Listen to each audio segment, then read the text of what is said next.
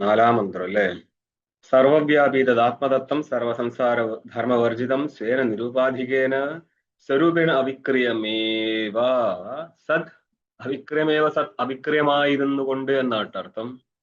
അതായത് ഈ തത്വബോധത്തിന്റെ തന്നെ ഒരു വ്യാഖ്യാന സ്ഥലത്ത് സത് എന്നുള്ള ശബ്ദം വന്ന സ്ഥലത്ത് ശരീരദ്വയ കാരണം സത് എന്നുള്ള സ്ഥലത്തെ ശരീരദ്വയങ്ങൾക്ക് കാരണമായി ഇരുന്നു കൊണ്ട് എന്നാണ് അതിന്റെ അർത്ഥം.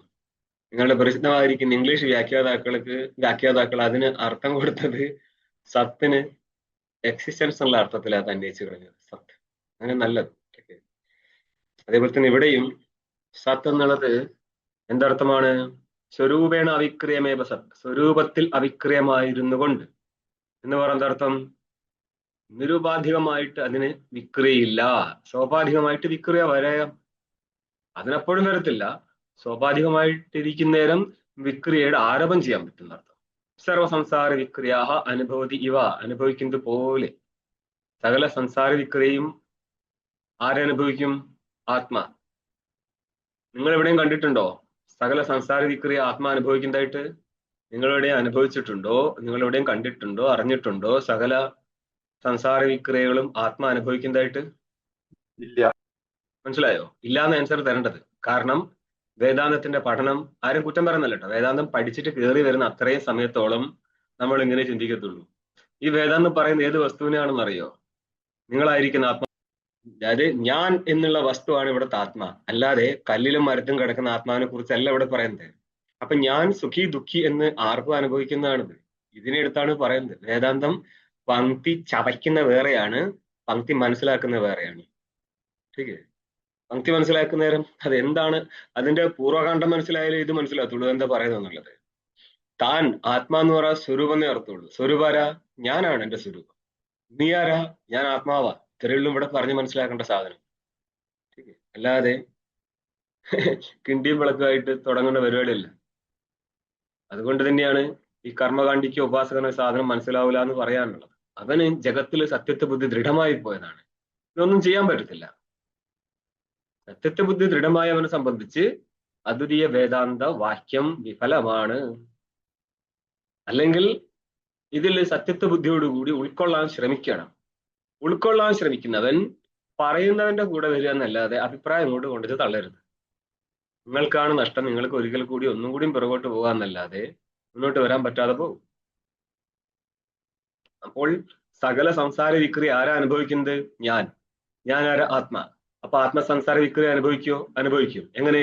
അഹം സുഖി അഹം ദുഃഖി എന്നുള്ള, അഹം ജാനാമി അഹം ശൃണോമി, ഇതെല്ലാം തന്നെ സംസാര വിക്രിയാണ്. അന്നപ്പോൾ ഇതെല്ലാം സംസാര വിക്രിയാണെങ്കിൽ അഹം ജാനാമി എന്ന് പറഞ്ഞാൽ ഞാൻ അറിയുന്നു എന്നാണ്. അപ്പോൾ അറിയുന്നു എന്നുള്ള വിക്രിയ പോലും എവിടെ ഇല്ല എന്നായി പറയുന്നത്. ശ്രദ്ധിച്ചോ? നിങ്ങളുടെ കേവല ബ്രഹ്മത്തിൽ, അതായത് കൈവല്യാവസ്ഥയിൽ അവിടെ ഒന്നും സംഭവിക്കത്തില്ല എന്ന് മനസ്സിലാക്കാം. ഞാൻ അറിയുന്നു എന്നുള്ള വൃത്തിജ്ഞാനമാണ്, അതുപോലും ബ്രഹ്മത്തിലില്ല. അതുള്ള വിശിഷ്ട ചൈതന്യം പോലും വാസ്തവത്തിലുള്ളതല്ല, ശുദ്ധൻ മാത്രമേ ഉള്ളൂ. ആയതുകൊണ്ട് നിത്യശുദ്ധ ബുദ്ധമുക്ത സ്വരൂപാവസ്ഥ എന്നുള്ള വിദേഹ കൈവല്യാവസ്ഥയിൽ അവിടെ തന്നെ തനിക്ക് അറിയാൻ പറ്റത്തേയില്ല. ഇവിടെ ബൗദ്ധന്റെ അസത്കാര്യവാദവും വേദാന്തിയുടെ സത്കാര്യവാദവും, അല്ലെങ്കിൽ കാര്യം വിട്ടേക്ക്, കാര്യമായിട്ട് ബന്ധപ്പെട്ട കിടക്കുക. കാരണം അസത്തിൽ നിന്ന് കാര്യോത്പത്തി ഉണ്ടായതുകൊണ്ട് അസത്താണ് ജഗത് കാരണം, അതാണ് പാരമാർത്ഥികം എന്ന് ബൗദ്ധൻ. അതല്ല, സത്ബ്രഹ്മത്തിന്റെ വിവർത്തമാണ് ജഗത്ത് എന്നുള്ളതിനാൽ സത്സ്വരൂപനായിരിക്കുന്ന ബ്രഹ്മം മാത്രമേ വാസ്തവത്തിലുള്ളൂ എന്ന് വേദാന്തി. ഇവിടെ ചിലർ പറയും ഞങ്ങൾ പറഞ്ഞത് തന്നെയാണ് അവരും പറഞ്ഞത്, അവര് പറഞ്ഞതാ ഞങ്ങളും പറഞ്ഞത്, നമ്മൾക്ക് വ്യത്യാസമൊന്നുമില്ല, മണ്ടന്മാരാണ് വ്യത്യാസം പറയുന്നത് എന്നുള്ള മണ്ടത്തരം ശാസ്ത്രം അറിയാത്തത് കൊണ്ട് പറയുന്നത് മാത്രം. പിന്നെ ചില സ്ഥലത്ത് പറയും വ്യത്യാസമില്ലേ പിന്നെ കൂടാവാ, നമ്മൾ തമ്മിൽ എന്ത് വ്യത്യാസം എന്ന് പറഞ്ഞാൽ ഒരു വസ്തു ഉണ്ട് എന്ന് അത്ര തന്നെ, അല്ലാതെ അത് അറിയാൻ പറ്റൂല. ഒരു വസ്തു നിലനിൽക്കുന്നുണ്ട്, സത്തായിരിക്കുന്ന വസ്തു. എവിടെ? കൈവല്യാവസ്ഥയിൽ. ഇല്ല എന്ന് ബൗദ്ധനും. അതുകൊണ്ട് നിങ്ങൾക്ക് എങ്ങനെയാണ് ബുദ്ധൻ നിങ്ങളുടെ 11ാമത്തെ അവതാരായി മാറിയത്?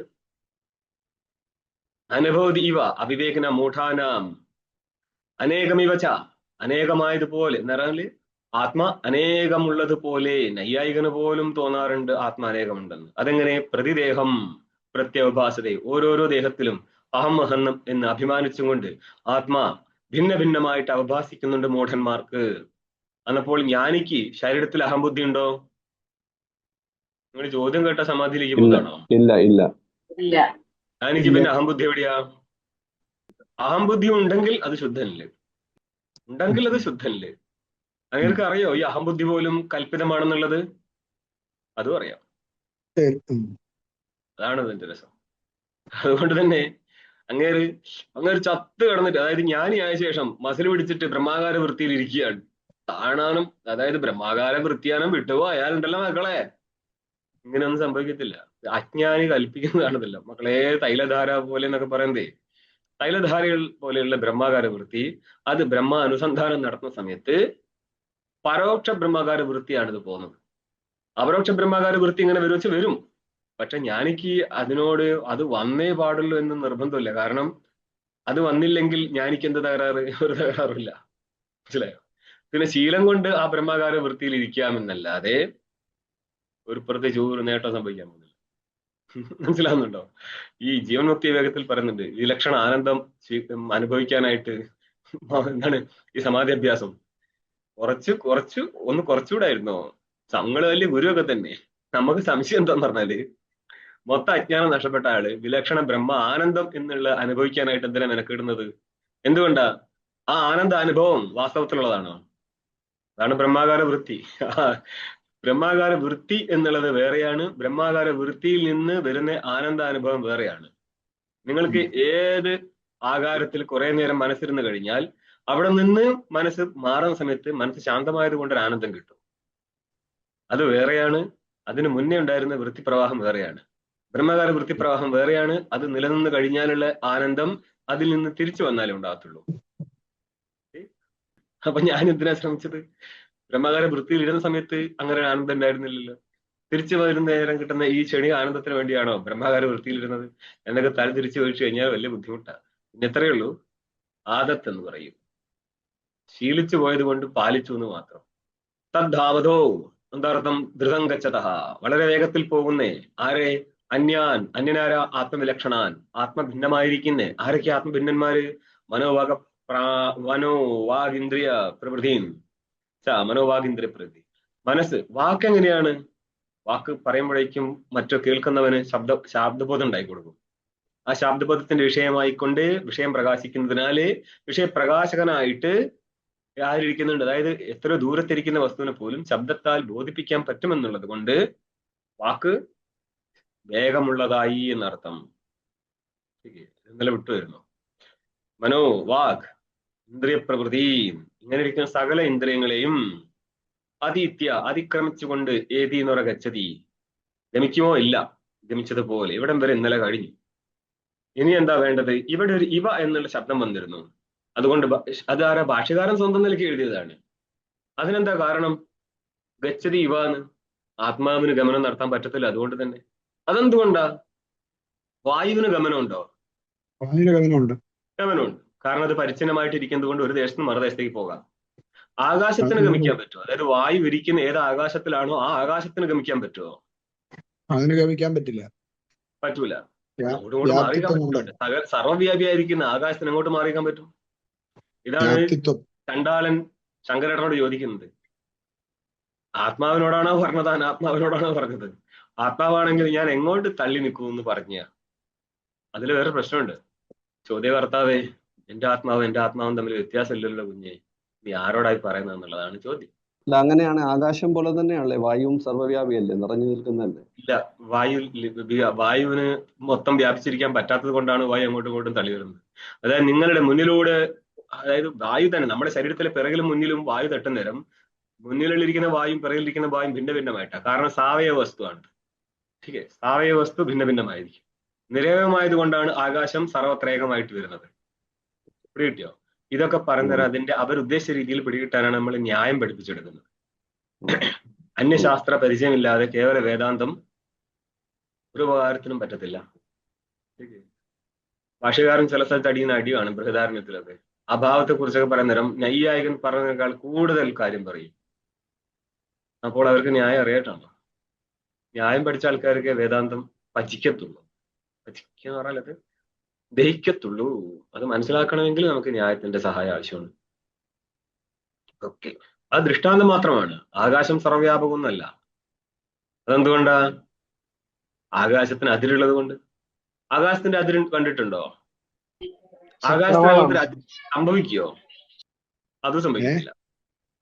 ആകാശത്തിന് അതിര് ഇവിടെ അതായത് ആകാശത്തിന്റെ അതിര് പോയിട്ട് ഇവിടെ അങ്ങോട്ട് തുപ്പിയാൽ എങ്ങോട്ട് വീഴും? ഇപ്പോൾ മോഡേൺ സയൻസ് പറയുന്നില്ലേ, നമ്മുടെ എന്താണ് ഈ ലോകം എക്സ്പാൻഡ് ചെയ്യാന്ന് പറയുന്നത്. എങ്ങോട്ട് എക്സ്പാൻഡ് ചെയ്യും? ഇവിടെ തന്നെ അല്ലേ ഉള്ളൂ. എങ്ങനെ എക്സ്പാൻഡ് ചെയ്യാൻ? അതായത് അവര് കണക്കാക്കിയത് ആകാശത്ത് ഒഴിവാക്കിയിട്ട് ഈ എന്താണ് ഗ്രഹ സമൂഹങ്ങൾ അതിന് എക്സ്പാൻഷൻ നടക്കുന്നുണ്ട്. അത് വിട്ടുമാറിക്കൊണ്ടിരിക്കുന്നുണ്ട്. അത് ചിലപ്പോൾ നിങ്ങളുടെ ഈ മിൽക്കി വേ പോയിട്ട് അടുത്ത ഗാലക്സി ആയിട്ട് കൂട്ടിയിടിച്ച് ഇതിലും വലിയ ഗാലക്സി ഉണ്ടാവും എന്നും പറയുന്നുണ്ട്. തൊട്ടടുത്ത ഗാലക്സിയുടെ പേരെന്താ ഓർക്കർക്ക്. ഇതൊക്കെ സംഭവിക്കാം, ടീക്കേ. പക്ഷെ അപ്പോഴും ഇതെല്ലാം സംഭവിക്കുന്ന ഒരു സ്പേസിലാ. ആ സ്പേസിന് എങ്ങനെയാണ് എക്സ്പാൻഷൻ വരിക? അപ്പൊ സ്പേസ് ഇല്ലാത്ത സ്ഥലത്തേക്ക് വേണ്ടേ സ്പേസ് എക്സ്പാൻഡ് ചെയ്യേണ്ടത്? അങ്ങനത്തെ ഒരു സ്ഥലം വരുമോ? സ്പേസ് ഇല്ലാത്ത സ്ഥലത്ത് എന്താ ഉണ്ടാവുക? മരം നട്ട് വെച്ചിട്ടുണ്ടോ? ഇവിടെ അങ്ങോട്ട് സ്പേസ് ഇല്ല, തീർന്നു പോകുന്നു. ഇത് ചിന്തിച്ചു കഴിഞ്ഞാൽ ആർക്കും പിടികിട്ടത്തില്ല എങ്ങനെയാണ് ഇതിന്റെ അതിര് നിശ്ചയിക്കുക. ഒരു കണക്കിനും അതിര് പറയാൻ പറ്റാത്തൊരു സാധനമാണ്. വേദാന്തി എന്തുകൊണ്ടാണ് അതിര് പറയുന്നത് എന്ന് പറഞ്ഞാൽ ഈ സ്പേസ് വെച്ചുള്ള അതിരല്ല അതിര് പറയുന്നത്. ഈ ആകാശം ബ്രഹ്മത്തിൽ കൽപ്പിതമായതുകൊണ്ട് വാസ്തവത്തിൽ ഇങ്ങനത്തെ ഒരു വസ്തുവില്ല. പക്ഷെ പ്രശ്നം എന്താ പറഞ്ഞാൽ പ്രശ്നം അവിടെയല്ല. നിങ്ങൾ ആകാശം ഇല്ലാത്തൊരവസ്ഥയെ കുറിച്ച് ചിന്തിച്ചു നോക്ക്. ഒന്നുമില്ല. അതാണ് പറയുന്നത്, ആകാശം ഇല്ലാത്ത അവസ്ഥയെ കുറിച്ച് ചിന്തിക്കാന്ന് പറഞ്ഞ ചിന്ത പോലും ഉണ്ടാവത്തില്ല. കാരണം ചിന്തയും കൽപ്പിതമാണ്, ആകാശവും കൽപ്പിതമാണ്. ഇത് രണ്ടും ഇല്ലാത്തൊരവസ്ഥയാണ് ബ്രഹ്മസ്വരൂപം. അതിനെക്കുറിച്ചാണ് ശാസ്ത്രം പറയുന്നത്. ഇത് പഠിക്കുന്നവനും പഠിപ്പിക്കുന്നവനും എല്ലാവരും അജ്ഞാനാവസ്ഥയിൽ നമ്മൾക്ക് ഇതിന് ഒരു പരിധിക്കപ്പുറം ആൻസർ ഇല്ല. കാരണം കയറിൽ കണ്ട സർപ്പം പോലെ സകല ജഗത്തും ബ്രഹ്മത്തിൽ അധ്യസ്ഥമായതിനാൽ ആകാശവും അധ്യസ്ഥമായിരിക്കെ ആ ആകാശത്തിന് സത്ത ഇല്ലെന്ന് വരും. ടീക്കേ. പിന്നെ എന്തേ ഉള്ളൂ? അധിഷ്ഠാന ചൈതന്യം മാത്രം. അതെങ്ങനെ അറിഞ്ഞു? ശ്രുതി മാത്രം പ്രമാണം. എത്രയേ ഉള്ളൂ. അല്ല ജ്ഞാനിയുടെ അനുഭവം. ജ്ഞാനിക്ക് അനുഭവിക്കാമെന്നല്ലാതെ നമ്മൾക്കിത് വാഴ്ത്താരും മാത്രമേ ഉള്ളൂ. ഈ ഒരു വ്യത്യാസമുണ്ട്. ഈ ജ്ഞാനിയെ എന്തെങ്കിലും നിങ്ങളുടെ മനസ്സിലുള്ള കാര്യം പറയുന്ന ആളെ പിടിച്ചിട്ട് ജ്ഞാനിയാക്കല്ലേ സുഹൃത്തുക്കളെ. ടീക്കേ. ജ്ഞാനി എന്നുള്ളത് ആശ്ചര്യവത് പശ്യതി കശ്യതേനം ആശ്ചര്യവത് വദതി തഥൈവ ചാന്യഃ. ഇതിനെ അറിയുന്നവൻ ആശ്ചര്യവത് എന്ന് പറഞ്ഞാല് കോടാനുകോടികളിൽ ഒരുത്തനേ ഉള്ളൂ. ഇത് മാർക്കറ്റിൽ വെച്ചിട്ടൊന്നുമില്ല. ജ്ഞാനി എടുത്തോണ്ടു. ചിലർ എങ്ങോട്ട് നടന്നാലും ജ്ഞാനിയെ കിട്ടും. അതെങ്ങനെയാ? അവര് ഈ ലോകത്തിലുള്ള എന്തെങ്കിലും ചെറിയ സിദ്ധി പറയുന്ന ആൾക്കാരെ പിടിച്ച് എല്ലാവരും പിടിച്ചാൽ സ്വന്തം കാര്യങ്ങൾ കുറെ ഉണ്ട് ഇവർക്ക്. അതിൽ ഏതെങ്കിലും ഒന്ന് നടന്നു കിട്ടിക്കഴിഞ്ഞാൽ നടത്തിയ ആള് ജ്ഞാനിയായി. അത്രയേ ഉള്ളൂ. ചെറിയ ലോകമാണ്. അല്ലാതെ ഈ പരമാത്മ ബോധത്തിന് വേണ്ടി ശ്രമിക്കുന്നൊന്നല്ല. പിന്നെ അവരെയും തോളിലേറ്റി ഹായ് ഹൂയി നടത്തമായി ഹോയ് ഹോയ് ഹോയ് ഹോയ് അടിച്ച് നടക്കും. ഇത് തന്നെയാണ് ലോകത്തിന്റെ പരിപാടി. അപ്പൊ ശാസ്ത്രം പറഞ്ഞാലോ അവർക്കിത് കയറത്തേ ഇല്ല. തലയിലേക്ക് സാധനം കയറുന്ന പ്രശ്നമില്ല. അതുകൊണ്ട് ആർക്കാണ്, അതായത് കണ്ടവനെ പിടിച്ച് ജ്ഞാനിയാക്കുന്ന സത്യത്വ ബുദ്ധി ഉണ്ടല്ലോ. നിങ്ങൾ ആരാ അന്യനെ ജ്ഞാനിയാക്കാൻ? അല്ല, അങ്ങനെ കാര്യം പറഞ്ഞിട്ട് സത്യമായിരുന്നു അത്. ഇവിടെ ദേവതകൾ പോലും ജ്ഞാനികളായിട്ടില്ല. അന്നേരമാണല്ലോ ഇവിടെ വഴി കിടക്കുന്ന ഒരുത്തൻ കാര്യം പറഞ്ഞ് ശരിയാക്കിയതിന്റെ പേരിൽ എന്നാ പിന്നെ ജ്യോതിഷികളെ ആരെ പിടിച്ചിട്ട് ജ്ഞാനിയാക്കേണ്ടി വരും? അവരെ നമുക്ക് ഒരിക്കലും ഇങ്ങനെ വിചാരം ചെയ്ത് നടക്കുന്ന ആൾക്കാരെ നമുക്ക് ഒരിക്കലും നന്നാക്കാൻ പറ്റത്തില്ല.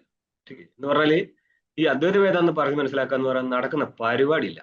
അവർക്ക് വേണമെങ്കിൽ ഇതൊക്കെ ഇങ്ങനെ മഗ്ഗപ്പ് ചെയ്തിട്ട് വേറെ സ്ഥലത്തേക്ക് ഇറക്കി വെക്കാമെന്നല്ലാതെ തനിക്കാക്കാൻ പറ്റത്തില്ല. കാരണം അതാ തൻ്റെ ഉള്ളിന്റെ ഉള്ളിൽ സത്യത്വ ബുദ്ധിയേ ഉള്ളൂ ഈ ജഗത്തിൽ മൊത്തം. അവർക്ക് പൂജാപാട് നടത്താനുണ്ടാവും. കണ്ട എല്ലാ സ്ഥലത്തേക്കും അവരുടെ വഴിപാടുകളാണ്. എന്നിട്ട് ബേസിക് നിങ്ങൾ നോക്കിയ ഒരു കാര്യം മനസ്സിലാവും. ഇവര് വലിയൊരു ആവശ്യക്കാരും മനുഷ്യന്മാർക്ക് ആവശ്യമില്ല എന്നല്ല. ടീക്കേ. അവരുടെ ഇച്ഛകളും അവർക്ക് വളരാനുള്ള ദൂരം ചില്ലറയൊന്നല്ല. അവർ ഉള്ളിൽ വെട്ടിപ്പിടിച്ചുകൊണ്ടിരിക്കുകയാണ്. പുറത്ത് അവര് വിരക്തന്റെ വേഷവും നടത്തുന്നുണ്ടാവും. മനുഷ്യന്മാർക്ക് ഒരിടം, അന്നം, ഇതൊക്കെ എന്താണ് ഡ്രസ്സ്, ഇതൊക്കെ സാമാന്യം വേണ്ടതാണ്.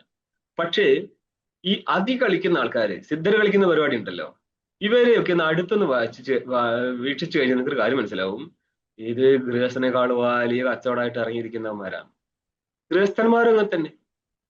ഇതിലങ്ങനെ നമുക്ക് ആരെയും അങ്ങോട്ടും ഇങ്ങോട്ടും വെക്കേണ്ട ആവശ്യമൊന്നുമില്ല. ഡ്രാമ കളിക്കുന്നവരെ അറിയത് എങ്ങോട്ടാ കൊണ്ടുപോകാൻ പോകുന്നുള്ളത്.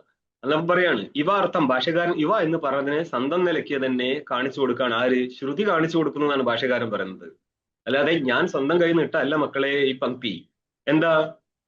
തിഷ്ട എന്നുള്ള പദമാണ്. ഒരിടത്ത് നിന്നുകൊണ്ട് ചലിക്കുന്ന സകലത്തിനെയും മറികടന്ന് ചലിക്കണമെങ്കിൽ അവൻ സർവവ്യാപിയാണെന്നർത്ഥം. സ്വയം അവിക്രിയമേവ സത്യത്യർത്ഥ. ഏതിനർത്ഥമാണിത്? തിഷ്ട എന്ന പദത്തിന്റെ വ്യാഖ്യാനമാണ് സ്വന്തം നിലയ്ക്ക് വിക്രിയ ഇല്ലാതെ അവിക്രിയമേവ സത് എന്നുള്ളത്. സ്വയം അവിക്രിയമേവ സതിത്യർത്ഥ. ഇനി നിങ്ങളുടെ അടുത്ത മുമ്പുള്ള പേജ് 19ാമത്തെ പേജ് എടുത്തേ. 19ാം പേജിന്റെ 2ാമത്തെ ടീക്കാ ലൈൻ കണ്ടോ? എന്താ പറയുന്നത്? ഉക്ത ആത്മസംഭാവനായ ഉപപത്തിമാഹ. പറയപ്പെട്ടിരിക്കുന്ന ആത്മാവിന്റെ സംഭാവന എന്ന് പറഞ്ഞാൽ ഇങ്ങനത്തെ ഒരു ആത്മ സംഭവിക്കാം, ഇങ്ങനത്തെ ഒരു ആത്മാവുണ്ട് എന്ന് കാണിക്കാനായിട്ട് സംഭാവനായ ഉപപത്തി എന്ന് പറയുക യുക്തി. ഉപപത്തിമാഹ യുക്തിമാഹ. ഇതിന്റെ ടിപ്പണി 12 കാണും. 19ാമത്തെ പേജിന്റെ 12ാമത്തെ ടിപ്പണി, ലാസ്റ്റ് ലൈൻ ടിപ്പണി കണ്ടോ? നനു മനഃചക്ഷുരാദിവിരജ്ഞേയമപി വസ്തു അസ്ഥിതി കുതഃ സംഭവ്യത. അതായത് മനസ്സിനാലും അറിയാനും പറ്റത്തില്ല, മറ്റു ഇന്ദ്രിയങ്ങളാലും അറിയാൻ പറ്റാത്ത വസ്തു ഉണ്ട് എന്ന് എങ്ങനെ പറയാൻ പറ്റും? അതെന്തുകൊണ്ടാ? ലക്ഷണപ്രമാണഭ്യാം വസ്തുസിദ്ധിനതു പ്രതിജ്ഞാമാത്രേണ എന്ന് പറയും. ലക്ഷണം വേണം, അതേപോലെ പ്രമാണം വേണം. അപ്പം അറിയാനായിട്ട് മനാദികളായിരിക്കുന്ന കാരണങ്ങളിലൂടെ ഇതിനറിയാൻ പറ്റാതെ വരുമ്പോൾ മനാദികളായിരിക്കുന്ന പ്രത്യക്ഷ പ്രമാണമില്ല. പിന്നെ എങ്ങനെയാണ് നിങ്ങൾ ആത്മവസ്തു ഉണ്ട് എന്ന് സിദ്ധിക്കുന്നത് എന്നാണ് ചോദ്യം. വസ്തു അസ്ഥിതികുത സംഭാവ്യത. വസ്തു ഉണ്ട് എന്ന് എങ്ങനെയാണ് സംഭവിക്കുന്നത്? ഇത്യാശങ്ക എന്ന ആശങ്ക നടത്തെ തത് സംഭാവകം അവതാരീതി. അതിന്റെ സംഭാവനയുണ്ട് എന്നുള്ളതിനെ അവതരിപ്പിക്കുകയാണ്. എന്താ എഴുതിയത്? തസ്മിൻ ആത്മതത്വേ. ഇനി നിങ്ങൾ 20ാമത്തെ പേജിലേക്ക് വാ. തസ്മിൻ ആത്മതത്വേ സതി നിത്യ ചൈതന്യ സ്വഭാവേ മാതരിശ്വാ. തസ്മിൻ ആത്മതത്വേ സതി. ഇത് സതിസപ്തയും പ്രയോഗമാണ്. ആ ആത്മതത്വം ഇരിക്കുമ്പോഴാണ്. അതേപോലെ അവിക്രമേവ സത് എന്നുള്ളതും ശത്രന്ത പ്രയോഗമാണ്. അവിക്രമായിരുന്നു കൊണ്ട് ഇവിടെ ഇപ്പോൾ സതിസപ്തമി അടിച്ചിരിക്കുകയാണത്. ചെറിയ വ്യത്യാസമുണ്ട്. ആ ഒരു ആത്മതത്വം ഇരിക്കുമ്പോഴാണ്. ആത്മതത്വത്തിന്റെ സ്വരൂപത്തെ പറയാണ് നിത്യ ചൈതന്യ സ്വഭാവേ. 4ാം നമ്പർ ടിപ്പണി വയ്ക്കുവോ? അനിത്യചിത്വാനാം ദേഹാദീനാം നിത്യ ചൈതന്യ അധീന ചേഷ്ടാഗത്വ ദർശനാത് അതോ അന്യദാർത്ഥമിതിച്ച ഹിരണ്യഗർഭാദീനാം അപി അനിത്യത്വാവധാരണാത് അർത്ഥാപത്യ ഏവ തസ്മിൻ ഇത്യത്ര അയം അർത്ഥലാഭഃ ഇത്യാശയനാഹ നിത്യചൈതന്യ സ്വഭാവേ. അതായത് ചൈതന്യമായിരിക്കുന്ന കേവലന്റെ സംബന്ധം കൊണ്ടാണ് ദേഹാദികളിൽ ചൈതന്യ സ്വഭാവത വരുന്നത്. ചേതനോഹം എന്ന് ചിന്തിക്കുന്നവൻ ചേതനാണോ? അതുമല്ല. ഇവൻ അന്ധകരണാവസ്ഥന് ചൈതന്യനായിരിക്കുന്ന വിശിഷ്ടനാണ്. അവനെങ്ങനെ ചേതനത്വം കിട്ടി? മുഖ്യ ചേതനന്റെ സംബന്ധം കൊണ്ട്. ദേഹത്തിൽ നമ്മൾ അഹം എന്ന് അഭിമാനിച്ചുകൊണ്ടാണ് ചേതനോഹം എന്ന് അഭിമാനിക്കുന്നത്. അന്നപ്പോൾ ദേഹത്തിൽ എങ്ങനെ ചേതനത്വം കിട്ടി? ആ വിശിഷ്ടന്റെ സംബന്ധം കൊണ്ട്. ശുദ്ധന്റെ സംബന്ധം പോലും അല്ലത്. ആദ്യം ശുദ്ധന്റെ സംബന്ധം അന്ധകരണത്തില്, ഇപ്പോൾ അന്ധകരണ വിശിഷ്ടനായിരിക്കുന്ന ചൈതന്യം എന്നുള്ള വിശിഷ്ടനായി. ആ വിശിഷ്ടന്റെ സംബന്ധം ദേഹാദികളിൽ കിട്ടിയത് കൊണ്ടാണ് ദേഹം ചേതനനായത്. വാസ്തവത്തിൽ ചേതനാവത്തായിരിക്കുന്ന ദേഹത്തെ ചേതനായിട്ട് കണക്കാക്കുകയാണ്. ഇതാണ് ഇവിടെ പറയുന്നത്. അനിത്യചിത്വാനാം. അനിത്യങ്ങളായിരിക്കുന്ന ചിത്താണ് ആര്? ദേഹ ഇന്ദ്രിയാദികൾ, ദേഹാദീനാം. ഇതിനെങ്ങനെയാണ് ചിത്വം കിട്ടിയത്? നിത്യ ചൈതന്യ അധീന ചേഷ്ടാഗത്വ ദർശനാത്. ഇതിലെ ചേഷ്ട എങ്ങനെ വരുന്നതാ? നിത്യ ചൈതന്യമായിരിക്കുന്ന അധിഷ്ഠാന ചൈതന്യത്തിൽ നിന്ന് കിട്ടുന്നതാണ്. അതുകൊണ്ട് അങ്ങനെ അനുഭവിക്കാൻ പറ്റുന്നതുകൊണ്ട് അത് എവിടുന്നാണ് നിങ്ങൾക്ക് പറയാൻ പറ്റുന്നത്? അതോ അന്യതാർത്ഥം. ഇത് ബൃഹദാരണ്യോപനിഷത്തിലെ മന്ത്രമാണ്. അതോ അന്യതാർത്ഥം. അർത്ഥം വിനാശി എന്ന് പറയും. ചേതനിൽ നിന്ന് ഭിന്നമായിരിക്കുന്ന എല്ലാം വിനാശികളാണ് എന്ന് പറയാ. എവിടെ നിന്ന് മുതൽക്ക് നോക്കിയോ? ഹിരണ്യഗർഭാദീനാമപി. ഹിരണ്യഗർഭാദികൾ പോലും കേവലിൽ നിന്ന് ഭിന്നമാണ്. അതോ ആർത്ഥമാണ്, വിനാശിയാണ്. ഇതിന്റെ പോലും എന്താ അനിത്യത്വ അവധാരണ. അതുപോലെ അനിത്യമാണ്. കാരണം ചേതനിൽ നിന്ന്, നിത്യചൈതന്യത്തിൽ നിന്ന് ഭിന്നമായിരുന്നാൽ ആർത്ഥമാണ്, വിനാശിയാണെന്ന് അർത്ഥം. അതുകൊണ്ട് എന്ത് കിട്ടും? അർത്ഥാപത്യ ഏവ തസ്മിൻ ഇത്യത്ര അയം ലാഭഃ ഇത്യാശനാഹ. തസ്മിൻ അപ്പോ മാതരിശ്വ ദദാതി എന്നുള്ള ശ്രുതിയിൽ നിന്ന് കിട്ടിയ അർത്ഥമാണിത്. എന്ത്? ആ ആത്മചൈതന്യം ഇരിക്കുമ്പോൾ മാത്രമാണ് ദേഹാദികളിൽ പോലും ചേതനാവഭാസം നടക്കുന്നത്. നമ്മൾ അഹം ചേതനോഹം എന്ന് അഭിമാനിക്കുന്നത് പോലും അധിഷ്ഠാന ചൈതന്യത്തിന്റെ സംബന്ധത്താലാണെന്ന് അർത്ഥം. ഇനി ഭാഷ്യം കണ്ടോ, നിത്യചൈതന്യ സ്വഭാവേ തസ്മിൻ ആത്മതത്വസതി. നിത്യചൈതന്യ സ്വഭാവനായിരിക്കുന്ന അധിഷ്ഠാന ആത്മതത്വം ഇരിക്കുമ്പോൾ മാത്രമാണ് പിന്നെന്താ അന്വേഷിക്കേണ്ടത്, മാതരിശ്വ. ഇനി കുറച്ച് ദൂരത്തോളം മാതരിശ്വ ശബ്ദത്തെ വ്യാഖ്യാനിക്കുകയാണ്. മാതരി അന്തരീക്ഷേ. മാതർ എന്നുള്ളതിന് അന്തരീക്ഷം എന്നും നിഘണ്ടുവിൽ അർത്ഥമുണ്ട്. അതുകൊണ്ടാണ് സപ്തമ്യന്തം മാതിരി എന്നുള്ളതിന് അന്തരീക്ഷേ, അന്തരീക്ഷത്തിൽ. ശ്വയതിക്ക് എന്താ അർത്ഥം, ഗച്ഛതി. ശ്വയതി ഗച്ഛതി ഇതി മാതരിശ്വ. മാതരി ശ്വയതി ഇതി മാതരിശ്വ. ठीक है. അന്തരീക്ഷത്തിൽ ആരാണോ ഗമിച്ചുകൊണ്ടിരിക്കുന്നത്, ആര്, വായു. അപ്പൊ വായുവിനെയാണ് നമ്മൾ മാതരിശ്വ എന്ന് പറഞ്ഞത്. ഭാഷ്യകാരൻ പറയാണ് മാതരിശ്വ വായുഹു. വാസ്തവത്തിൽ ഈ പുറമേയുള്ള വായുവിനാണോ നിങ്ങൾ മാതരിശ്വ എന്ന് പറഞ്ഞത്? അല്ല. പിന്നെയോ സർവ പ്രാണഭൃത്. പ്രാണം വിവർത്തീതി പ്രാണഭൃത്. ഭൃഞ്ഞ് ഭരണേ, ധരിക്കുന്നവൻ എന്നർത്ഥം. പ്രാണനെ ധരിക്കുന്നവൻ ആരാ? ജീവൻ. അപ്പോൾ പരമാത്മാവിന് പ്രാണനുണ്ടോ? ഇല്ല. പരമാത്മാവിന് പ്രാണനില്ല അല്ലേ? ദേവതകൾക്ക് പ്രാണനുണ്ടോ? ഉണ്ട്. ഉണ്ട്. എന്തുകൊണ്ടാ ദേവതകൾക്ക് പ്രാണനുണ്ടെന്ന് പറയുന്നത്? ജീവനായതുകൊണ്ട്. ജീവനായതുകൊണ്ട്. ജീവനായതുകൊണ്ട് എന്തിനാണ് പ്രാണനുണ്ടെന്ന് പറയുന്നത്? ഉപാധിയുക്തനായതുകൊണ്ട്. ഏതാ ഉപാധി? ശരീരം. ഏത് ശരീരം? സൂക്ഷ്മ ശരീരം. സ്ഥൂല ശരീരം. സൂക്ഷ്മ ശരീരം. സൂക്ഷ്മ ശരീരത്തിൽ എന്തുണ്ട്? സൂക്ഷ്മ ശരീരത്തിന് എത്ര അവയവങ്ങളുണ്ട്? 17. അതെല്ലാം ഒന്ന് എണ്ണിയേ. 5 ജ്ഞാനേന്ദ്രിയം, ജ്ഞാനേന്ദ്രിയങ്ങള്, കർമ്മേന്ദ്രിയങ്ങള്, പഞ്ചപ്രാണങ്ങള്, ബുദ്ധി, മനസ്സ്. പ്രാണന്മാര് വന്നില്ലേ? വന്നു. ഠീക്ക്. ആ പ്രാണന്മാരെ ധരിച്ചിരിക്കുന്നത് കൊണ്ട് ജീവനാരായി? പ്രാണഭൃത്തായി. ഇതിനെ ആര് ധരിക്കുന്നില്ല? പരമാത്മാവ്. പരമാത്മാവ് ധരിക്കുന്നില്ല. അതേ പരമാത്മാവ് ഈ പ്രാണനെ ധരിച്ചാൽ ആരായി മാറും? ജീവനായി മാറും. ധരിച്ചില്ലെങ്കിലോ പരമാത്മാവായിട്ടിരിക്കും അല്ലേ? അങ്ങനെയാണെങ്കിൽ നിങ്ങൾക്ക് പ്രാണപ്രതിഷ്ഠ പരമാത്മാവിന്റെ ചെയ്യാൻ പറ്റുമോ? പരമാത്മാവിന്റെ പ്രാണപ്രതിഷ്ഠ ചെയ്യാൻ പറ്റില്ല. ठीक है. അപ്പൊ നിങ്ങൾ ഈ കല്ലിൽ പിടിച്ചു കെട്ടിയ വിഷ്ണു ആരാ? അല്ല, അതൊക്കെ ദേവതയായിട്ടല്ലേ സങ്കല്പിക്കുന്നത്. ആഹാ. പൂജാരിക്കും അറിയത്തില്ല, ഭക്തനും അറിയത്തില്ല. നിങ്ങൾക്ക് എങ്ങനെ മനസ്സിലായി? ദേവതയായിരിക്കുന്ന വിഷ്ണുവിന് ശംഖചക്രാദികളാണോ ഉള്ളത്? അല്ലേ? അതായത് ദേവത അങ്ങനെ പറയാൻ പറ്റില്ല. അതായത് ദേവതയില് നിങ്ങൾക്ക് ഒരിക്കലും കല്ല് കെട്ടാനുള്ള ദേവത എവിടെ നിന്ന് കിട്ടി? അതായത് നമ്മുടെ വിഷ്ണു വൈ ഉപാംശു ദേവത എന്നൊക്കെ മന്ത്രം വിഷ്ണു വൈ അല്ലേ, അങ്ങനെ ശ്രുതികളിലുണ്ട്. ദേവതാരൂപത്തിലും വിഷ്ണുവിനെ കാണാം. പക്ഷേ അഗ്നി, ഇന്ദ്രൻ, ഈ ദേവതകളുടെ ക്ഷേത്രം എവിടെയും കണ്ടിട്ടുണ്ടോ? അതില്ല. പിന്നെ ഇവിടുന്നാണ് വായുവിന്റെ ഒന്നും ഇല്ല. വൈദിക ദേവതകൾക്ക് ക്ഷേത്രങ്ങളില്ല. അങ്ങനെയായിരുന്നെങ്കിൽ വൈദിക ദേവതയായിരുന്നെങ്കിൽ വിഷ്ണുവിന് എവിടുന്ന ക്ഷേത്രം കിട്ടാൻ? ഞാൻ ഒരു സൈഡ് കട്ട് ചെയ്യാൻ വേണ്ടി ഉണ്ടായാലും നമ്മൾ കട്ട് ചെയ്യും, ഇല്ലെങ്കിലും അല്ലല്ലോ. ഇത് പുരാണത്തിലെ വിഷ്ണുവിനെ അല്ലേ ഈ പ്രതിഷ്ഠയായിട്ട് ചെയ്യുന്നത്? പുരാണത്തിലെ വിഷ്ണു ഏത് വിഷ്ണു? പുരാണത്തിൽ വേറെ വിഷ്ണുവും പാരമാർത്ഥികമായിട്ട് വേറെ വിഷ്ണു, 2 വിഷ്ണു ഉണ്ടോ? 2 പേരാണോ കൂട്ടി ജഗത്തിനെ സൃഷ്ടിച്ചത്? നിങ്ങൾ പറയുന്നത് പുരാണത്തിൽ പറയുന്നത് വേദാന്തം തന്നെയാണല്ലേ? അപ്പൊ വേദാന്തത്തിൽ പറയുന്നത് തന്നെയല്ലേ നിങ്ങൾക്ക് പുരാണത്തിൽ പറയാൻ പറ്റത്തുള്ളൂ. നിങ്ങളായിട്ടില്ല, ആര് അന്വേഷിച്ചു കഴിഞ്ഞാലും വേദാന്തത്തിനെ തന്നെ ലൈറ്റ് ആക്കിയിട്ട് അവതരിപ്പിച്ചതാണ് പുരാണങ്ങളിലൂടെ. അവിടെ വേറെ ദേവതയൊന്നല്ല, പരമാത്മാവ് തന്നെയാണ് അവിടെ.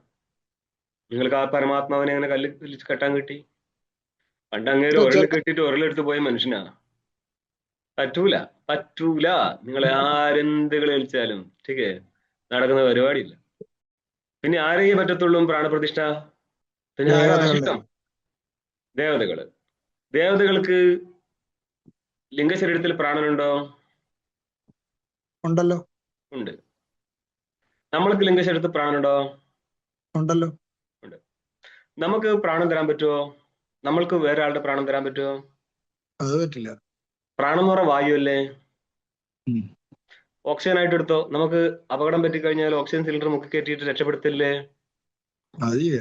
അങ്ങനെ ആയിരുന്നെങ്കിൽ പിന്നെ ഒരു സിലിണ്ടർ വെച്ച് കെട്ടി കൊടുത്താൽ പോരായിരുന്നത്. നിങ്ങൾക്ക് കൊടുക്കാൻ പറ്റത്തില്ല. അത് നമ്മൾക്കും ദേവതയ്ക്കും സമാനമാണ്, സ്ഥിതി സമാനമാണ്. അവർക്കും സ്ഥൂല ശരീരമുണ്ട്, നമുക്ക് സ്ഥൂല ശരീരമുണ്ട്. അവർക്ക് സൂക്ഷ്മ ശരീരമുണ്ട്, നമുക്ക് സൂക്ഷ്മ ശരീരമുണ്ട്. നമ്മളെ സൂക്ഷ്മ ശരീരത്തിലെ പ്രാണനെ എക്സ്ട്രാ വെറിയിൽ നിന്നൊരു പ്രാണനെ കൊണ്ടോ വേറെ ആളുടെ പ്രാണൻ ഈ മൂക്കിലട ഒരു തള്ളുന്ന സാധനത്തെയാണ് നിങ്ങളെ പ്രാണം എന്ന് പറയുന്ന കുട്ടികളെ തന്ത്രികളോട് ചോദിക്കുക, നിങ്ങളെ മൂക്ക് കൂടെ തള്ളുന്ന സാധനത്തെയാണ് പ്രാണം എന്ന് പറയുന്നത്? അല്ല, ഇവനല്ല ലിംഗശരീരത്തിന്റെ ഭാഗം. ലിംഗശരീരത്തിന്റെ ഭാഗമായിരിക്കുന്ന പ്രാണൻ ഏറ്റക്കുറച്ചിലില്ലാതെ അവനോട് ഒന്നോളൂ. അവന് പേര് ശരീരം വിട്ടു പോകേണ്ട സമയത്ത് അവന് കുറച്ചിലുണ്ടാവുമോ? ഇല്ല, അത് ഒരു ഇതുമില്ല. ശരീരത്തിലുള്ള അവന്റെ സമ്പന്നം വിട്ടുകൊടുക്കുക എന്നേ ഉള്ളൂ. പിന്നെ വെളിയിലുള്ള വായുവിനെ സ്വീകരിച്ചുകൊണ്ടാണ് അത് ഗർഭം മുതൽക്കേ അവന് തുടങ്ങും കേട്ടോ. ഗർഭത്തിലേ പ്രാണൻ എത്തുന്നുണ്ട്. അതായത് ഐതരയത്തിലെ പ്രാണൻ കാലിലൂടെയും ആത്മാ തലയിലൂടെയും എന്നുള്ളൊരു ആഖ്യാനമുണ്ട്. അതൊന്നും ഈ ശരീരത്തിലേക്ക് വരുന്ന ആഖ്യാനം നല്ലത്, ഇതിനിവിടെ വേണ്ടിയിട്ടുമല്ല. ബീജം പോകുന്നേരം തന്നെ ലിംഗശരീരം കൂടെ പോയിട്ടാണ് കുഞ്ഞുണ്ടാവുന്നത്. അതുകൊണ്ട് പ്രാണനും കൂടെ പോകും. അങ്ങനെയായ സ്ഥിതിക്ക് നമ്മൾക്ക് രക്ഷയില്ല. ഇനി പ്രാണൻ എങ്ങനെ, ഈ മൂക്കിലുള്ള പ്രാണൻ എങ്ങനെ അങ്ങോട്ട് കിട്ടും എന്നുള്ളത്. ഇവിടെ എന്താ പറഞ്ഞത്? ഈ വായു ആരാ? സർവപ്രാണഭൃത്ത്, സകല പ്രാണന്മാരെയും ധരിക്കുന്നവൻ. ടിപ്പണി 7 നോക്കിയേ. നാത്ര ലോകപ്രസിദ്ധ വായു മാത്രം ഗ്രാഹ്യം. ലോകത്തിലെ പ്രസിദ്ധമായിരിക്കുന്ന മൂക്കിലൂടെ വലിക്കുന്ന വായു ഉണ്ടല്ലോ, ഇതിനെ മാത്രം ഗ്രഹിച്ചാൽ പോരാ. പിന്നെ ചോദിക്കും തർഹി, പിന്നെ ആരെ ഗ്രഹിക്കണം? അത് ഉപാധികോ ഹിരണ്യഗർഭഹത്യാഹ, സമഷ്ടി പ്രാണ ദേവതയായിരിക്കുന്ന ഹിരണ്യഗർഭനെ ഗ്രഹിച്ചോളണം. ഏതിനാല്? മാതരശ്വ ശബ്ദം കൊണ്ട്. മാതരശ്വ എന്നുള്ള വായുവാണ്, പക്ഷേ സമഷ്ടി വായു എന്ന് പറഞ്ഞ പ്രാണൻ, സമഷ്ടി പ്രാണാഭിമാന ദേവതയായിരിക്കുന്ന ഹിരണ്യഗർഭനെയാണ് ഇപ്പോൾ മാതരശ്വ ശബ്ദം കൊണ്ട് നമ്മൾ പറഞ്ഞത്. വായുർ സർവേതി. ടിപ്പണി തന്നെ നോക്കിയോ. സർവേഷാം പ്രാണഭൃതാം യാ ക്രിയാഹ. സകല പ്രാണഭൃത്തായിരിക്കുന്ന ജീവന്മാരുടെ യാതൊരു ക്രിയയുണ്ടോ? തദാത്മക, ആ സകല ക്രിയാത്മകനാണ്. അതെന്തുകൊണ്ടാണെന്നോ നിങ്ങൾക്ക് ഇനി വേറെ ടെക്സ്റ്റ് ഒക്കെ പഠിക്കുന്ന സമയത്ത് പറയും. സകല ജ്ഞാനാത്മകനും സകല ക്രിയാത്മകനുമാണ് ഹിരണ്യഗർഭൻ. സകലവും, അതായത് ക്രിയകൾ ഉത്പന്നമാവുന്നത് പ്രാണനിൽ നിന്നാണ്. സകല സമഷ്ടി പ്രാണസ്വരൂപനാണ് ഹിരണ്യഗർഭൻ. ജ്ഞാനം ഉത്പന്നമാവുന്നത് ഇന്ദ്രിയങ്ങളിൽ നിന്നാണ്. സമഷ്ടി ഇന്ദ്രിയാത്മകനാണ് ഹിരണ്യഗർഭൻ. അതുകൊണ്ട് അവൻ സമഷ്ടി ജ്ഞാനാത്മകനും സമഷ്ടി കർമാത്മകനുമായിട്ട് മാറും. മനസ്സിലായോ? അതുകൊണ്ടാണ് ക്രിയാ സമഷ്ടി രൂപഹൈത്യർത്ഥ, ക്രിയയുടെ സമഷ്ടിയാണ് അവൻ. വായുരിവ വ്യഷ്ടിരു വായു സമഷ്ടി ശ്രുതേഹേ, വായുവിനെ പോലെ വ്യഷ്ടിയും സമഷ്ടിയുമാണവൻ. സർവ പ്രാണഭൃത്, സകല പ്രാണന്മാരെയും ധരിക്കുന്ന ക്രിയാത്മകോ, സമഷ്ടി ക്രിയാത്മകനാണ്. ക്രിയ സംഭവിക്കുന്നത് പ്രാണനിൽ നിന്നാണ്. സമഷ്ടി പ്രാണസ്വരൂപനായതുകൊണ്ട് അവനെ സമഷ്ടി ക്രിയാത്മക എന്ന് വിളിക്കാം, ക്രിയാസ്വരൂപൻ. ഏതാശ്രയാണ്? കാരണജാതാനി, ഏതിനെ ആശ്രയിച്ചും കൊണ്ടോ? സകല കാര്യം എന്ന് പറയുന്ന ശരീരം, കരണം എന്ന് പറയുന്ന ഇന്ദ്രിയം, ജാതം എന്ന് പറയുന്ന വർഗം എന്ന് പറയുന്ന സകല ഇന്ദ്രിയങ്ങളും സകല ശരീരങ്ങളും യസ്മിൻ ഓതപ്രോതാനി, എവിടെയാണോ ഓതപ്രോതഭാവത്തിലിരിക്കുന്നത്. അതായത് ഏതാശ്രയാണി എന്ന് പറയുമ്പോഴേ ടിപ്പണി 9 നോക്ക്. കിം ഭൂതലാശ്രയ ഘടാവത്ത്, ഭൂതലത്തിലെ ആശ്രയിച്ചിരിക്കുന്ന ഘടത്തെ പോലെയാണോ ഈ സകല ജഗത്തും ആ ഹിരണ്യഗർഭനിൽ ആശ്രയിച്ചിരിക്കുന്നത്? അന്നേരം പറയണം അങ്ങനെയല്ല, പിന്നെ അവൻ തന്നെയാണ് ഇത് കാണുന്നതെല്ലാം. അതായത് നൂല് ഓതപ്രോത ഭാവത്തിൽ ഇരുന്നു കഴിഞ്ഞാൽ അവനാണ് പടം, അല്ലേ? അപ്പൊ പടം എന്നുള്ള എന്താണ്? നൂല് തന്നെയാണ്. അതേപോലെ സകല ക്രിയാത്മകൻ ഈ ജഗത്ത് മൊത്തം അവനിൽ ആശ്രയിച്ചിരിക്കുന്നു പറയും. ജഗത്ത് മൊത്തം അവന്റെ സ്വരൂപം തന്നെയാണ്. അതുകൊണ്ടാണ് കാര്യകാരണ ജാതാനി യസ്മിൻ ഓതപ്രോതാനി, എവിടെയാണോ ഓതപ്രോത ഭാവത്തിൽ ഈ സകല കാര്യങ്ങളായിരിക്കുന്ന ജഗത്തിരിക്കുന്നത്, അതിനെ നമുക്ക് എന്ത് പറയാം? തത് സൂത്രസഞ്ജകം. സൂത്രം എന്നുള്ള സഞ്ജ എന്ന് പറയുന്ന പേര് ആർക്കാണോ ഉള്ളത് അവനാണ് സൂത്രസഞ്ജക. ഇതിന്റെ പുസ്തകലിംഗത്തിലായതുകൊണ്ട് യത് സൂത്രസഞ്ജകം, സൂത്രം എന്നുള്ള നാമത്തോട് കൂടിയിരിക്കുന്ന ഹിരണ്യഗർഭൻ. സൂത്രം എന്ന് ഉദ്ദേശിച്ചതേ നൂല് എന്നാണ് അർത്ഥം. നൂല് ഒരു മാല ഉണ്ടാക്കി കഴിഞ്ഞാൽ എല്ലാ പൂക്കളിലൂടെയും ഒരു നൂല് കടന്നു പോകുന്നുണ്ട്. ഇതേപോലെ സകല കാര്യങ്ങളിലൂടെയും കാരണരൂപത്തിൽ കടന്നു പോകുന്നവനാണ് ഈ ഹിരണ്യഗർഭൻ എന്നുള്ളത് കൊണ്ട് ഹിരണ്യഗർഭനെ നമുക്ക് സൂത്രാത്മാ എന്ന് പറയാം. ചില സ്ഥലത്ത് സൂത്രാത്മാ എന്ന് പറയും. സർവസ്യ ജഗതോ വിധാരയിതൃ, സകല ജഗത്തിനെയും വിധാരണം നടത്തുന്നവനാണ്. ഈ ഇതിന്റെ ടിപ്പണി 10 കാണുന്നു. കിം ശരീര മാത്ര ഇന്ദ്രൻ അങ്ങനെ പറയാൻ ആധാരമയം, പറ്റും. ശരീരത്തിന്റെ മാത്രം ആധാരമാണോ ഇത്? ഒരു ശരീരത്തിന്റെ മാത്രം അന്നേരം പറയണം അങ്ങനെയല്ല. പിന്നെ സർവസ്യ ജഗതോ വിധാരയിതൃ, സകല ജഗത്തിനെയും വിധാരണം നടത്തുന്നവനാണ് അവൻ. ഇതിന്റെ ടിപ്പണി തന്നെ 10 മുന്നോട്ട് നോക്കിയോ. അരവരഥനാഭോ പ്രാണേ സർവം പ്രതിഷ്ഠിതം. അരം, രഥത്തിന് പുറമേയുള്ള ഒരു രഥത്തിന്റെ ചക്രം എടുക്കുക. ആ ചക്രത്തിന്റെ 2 റിങ് ഉണ്ട്. ഒന്ന് ഔട്ടർ റിങ്ങിനെ പറയും നേമി, ഇന്നർ റിങ്ങിനെ പറയും നാഭി. ഈ നാഭിയും നേമിയും തമ്മിൽ ബന്ധിപ്പിച്ചുകൊണ്ടാണ് അരങ്ങൾ ഇരിക്കുന്നത് എന്ന് പറഞ്ഞാൽ അതിന്റെ കാലുകൾ ഉണ്ടല്ലോ. അപ്പൊ പറയാണ് അര ഇവ രഥനാഭോ, അരം രഥത്തിന്റെ നാഭിയിൽ പ്രതിഷ്ഠിതമായതുപോലെ പ്രാണേ സർവം പ്രതിഷ്ഠിതം, പ്രാണനിൽ സർവം പ്രതിഷ്ഠിതമാണ്. ഇവിടെ പ്രാണശബ്ദത്തിന് എന്താ അർത്ഥം? ഇവിടെ ഇപ്പോൾ ആരുടെ പ്രസംഗം നടന്നുകൊടുക്കുന്നത്? ഹിരണ്യഗർഭനായിരിക്കുന്ന പ്രാണനിലാണ് എല്ലാം പ്രതിഷ്ഠിതമായത്. സമഷ്ടി പ്രാണാത്മകനായിരിക്കുന്ന ഹിരണ്യഗർഭനാണ് പ്രാണശബ്ദ. സർവസ്യ ജഗതോ വിധാരയിതൃ, സകല ജഗത്തിന്റെ വിധാരണം നടത്തുന്നവനാണ് അവൻ. ഇനി ടിപ്പണി നോക്കിയോ. പ്രാണസീതം വശേ സർവം ത്രിദിവേയത് പ്രതിഷ്ഠിതം. ഇതില് 13:2 എന്നാണ്, തരംതിരിച്ചിട്ട് 2:13 പ്രശ്നോപനിഷത്തില് ആകെ ഇത്ര 6 പാർട്ടേ ഉള്ളൂ. അതില് 13 എഴുതിച്ച് എങ്ങനെ ശരിയാകും? പ്രാണസ്യ വശേ ഇതം ത്രിദിവേ, ഈ ലോകത്തിലെ മൊത്തം വസ്തുക്കള് പ്രാണനിൽ പ്രതിഷ്ഠിതമാണ് എന്ന് വേറെയും പല മന്ത്രങ്ങളുണ്ട്. അപ്പോൾ പ്രാണൻ എന്നുള്ളത് ഹിരണ്യഗർഭൻ എന്നുള്ള അർത്ഥത്തിലാണ്. ഇനി ഒന്ന് മന്ത്രം കാണും നിങ്ങൾ. എന്താണ്? തദ്ധാവതോ അന്യാൻ അത്യേതി തിഷ്ഠ. അത്രയും കഴിഞ്ഞല്ലോ. ഇനിയാണ് വരുന്നത് തസ്മിൻ എന്നുള്ളതിന്റെ വ്യാഖ്യാനമാണ് ഇപ്പോൾ പറഞ്ഞത്. തസ്മിൻ ആത്മതത്വ സതി എന്ന്. ആ നിത്യശുദ്ധ ബുദ്ധമുക്ത സ്വരൂപനായിരിക്കുന്ന ആത്മാവിരിക്കുമ്പോൾ മാത്രമാണ് മാതരിശ്വ. മാതരിശ്വ ശബ്ദത്തിന് എന്താ അർത്ഥം? ഹിരണ്യഗർഭ, ഹിരണ്യഗർഭൻ ദധാതി നൽകുന്നു എന്ന് പറഞ്ഞാല് ഓരോരുത്തരുടെ കർമ്മത്തെ വിഭാഗം നടത്തി കൊടുക്കുന്നു എന്നർത്ഥം. അതായത് ഇതിനൊരു ഹൈറാർക്കി ഉണ്ട്. ഏറ്റവും ടോപ്പ് ഓർഡറിൽ നിത്യശുദ്ധൻ, അവന് മായയോട് കൂടി ചേർന്ന് ഈശ്വരൻ. ഈശ്വരന്റെ പ്രതിബിംബം സമഷ്ടി ലിംഗശരീരത്തിൽ വന്നാൽ അവൻ ഹിരണ്യഗർഭൻ. ഹിരണ്യഗർഭന് താഴെയുള്ള സൃഷ്ടികളെ നിയന്ത്രിക്കുന്നത് ഹിരണ്യഗർഭനാണ്. അപ്പോഴും അവനും സ്വന്തം ഇഷ്ടപ്രകാരം എന്തെങ്കിലും ചെയ്യാൻ പറ്റത്തില്ല. അവന്റെയും കാരണമായിരിക്കുന്ന പരമാത്മാവിന്റെ ഭയത്താലാണ് ഈ ഹിരണ്യഗർഭൻ പോലും വ്യവഹാരം നടത്തുന്നത്. ഇതിന് 2 ദൃഷ്ടിയുണ്ട്. പൊക്കത്ത് നോക്കിക്കഴിഞ്ഞാല് ശുദ്ധൻ, ഈശ്വരൻ, ഹിരണ്യഗർഭൻ, വിരാട്, ദേവത, ജീവൻ. ഇവിടുന്ന് അങ്ങോട്ട് നോക്കിക്കഴിഞ്ഞാല് ഇവിടെ ജീവിച്ചിരിക്കുന്ന കാലത്ത് കർമ്മോപാസന നടത്തിയ ആ കർമ്മോപാസനയിലെ ഏറ്റവും ഉത്കൃഷ്ട കർമ്മോപാസന നടത്തിയവനാണ് അടുത്ത കൽപ്പത്തിൽ കയറിയിട്ട് ഹിരണ്യഗർഭനാവുന്നത്. അതുകൊണ്ട് ഇവിടുന്ന് അങ്ങോട്ട് നോക്കിയാൽ അവൻ ജീവനാണ്, അവിടുന്ന് ഇങ്ങോട്ട് നോക്കിയാൽ ജീവൻ പരമാത്മാവാണ്. അവൻ ആ പരമാത്മാവ് തന്നെയാണ് ജീവൻ എന്നുള്ള സ്ഥിതിക്ക് ജീവത്വം ഉള്ള സമയത്ത് അവൻ ഹിരണ്യഗർഭനായി മാറുന്നതാണ്. എങ്ങനെ? അവന്റെ ഉത്കൃഷ്ടമായിരിക്കുന്ന കർമ്മോപാസന കൊണ്ട്. പക്ഷേ മൊത്തത്തിൽ നോക്കിയാൽ ഇവിടെ ഒറ്റ പരമാത്മാവേ ഉണ്ടാകത്തുള്ളൂ. എന്ന് പറഞ്ഞാൽ ഈ ജീവനാണെങ്കിലും ഹിരണ്യഗർഭനാണെങ്കിലും ആ ശുദ്ധബ്രഹ്മത്തിൽ കൽപ്പിതമാണ്.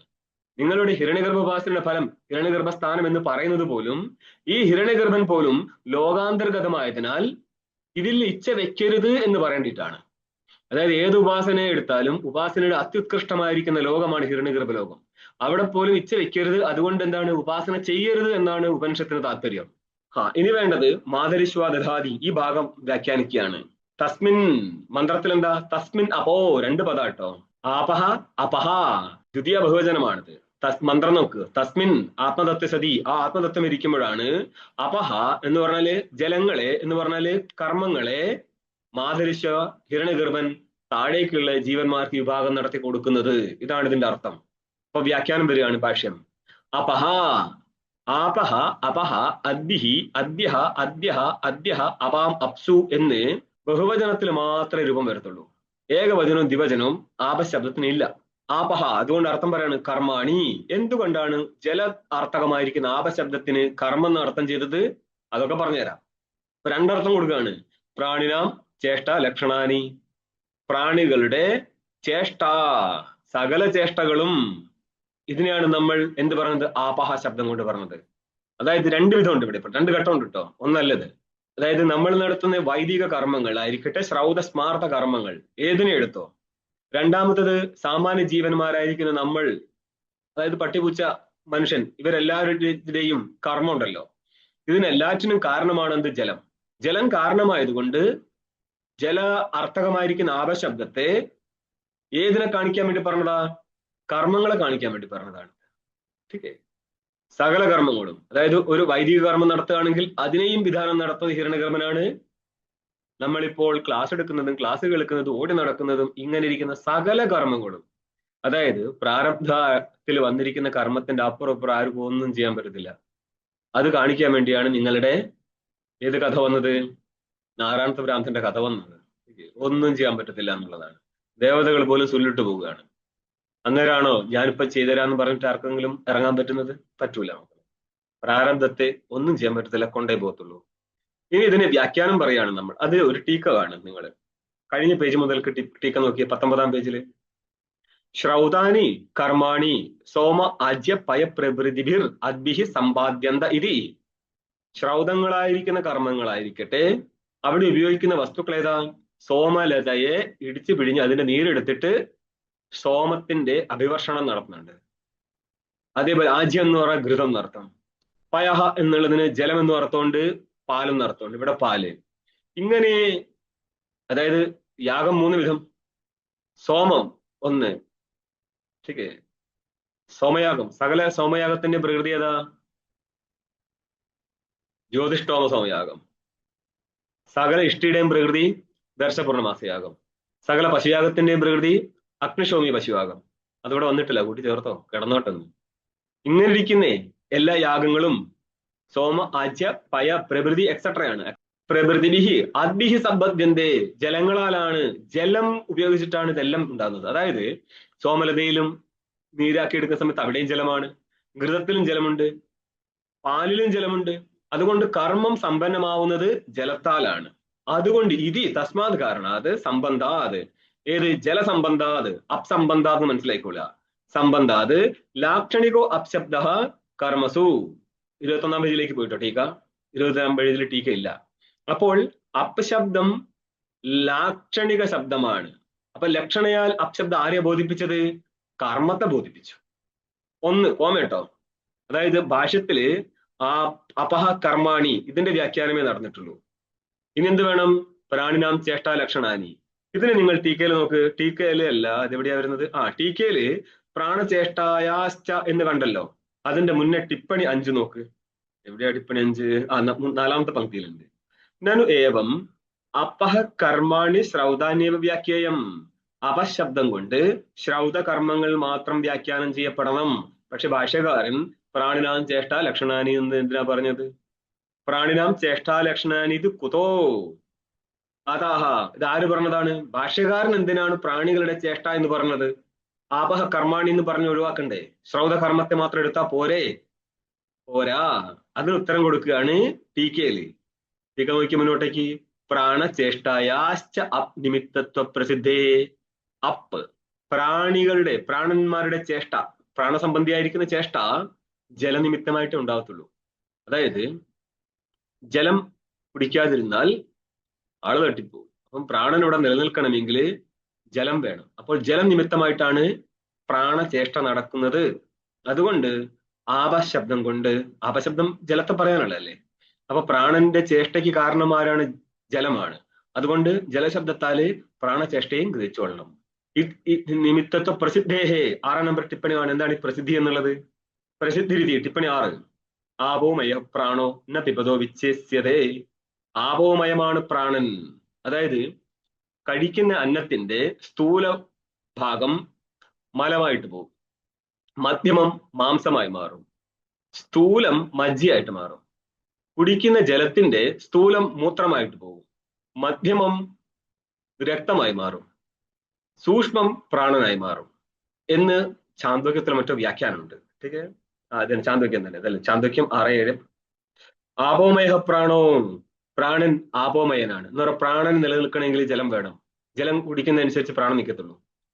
ഋഷികേഷ് ബ്രഹ്മാനന്ദാശ്രമത്തിൽ പഠിക്കുന്ന സമയത്ത് അവിടുത്തെ കോഠാരി എന്ന് പറഞ്ഞ ആശ്രമം നോക്കി നടത്തുന്ന ആൾക്ക് കുറെ വയസ്സായി. അങ്ങനെ തീരുമാനിച്ചു ഇനി ശരീരം വിട്ടേക്കാം.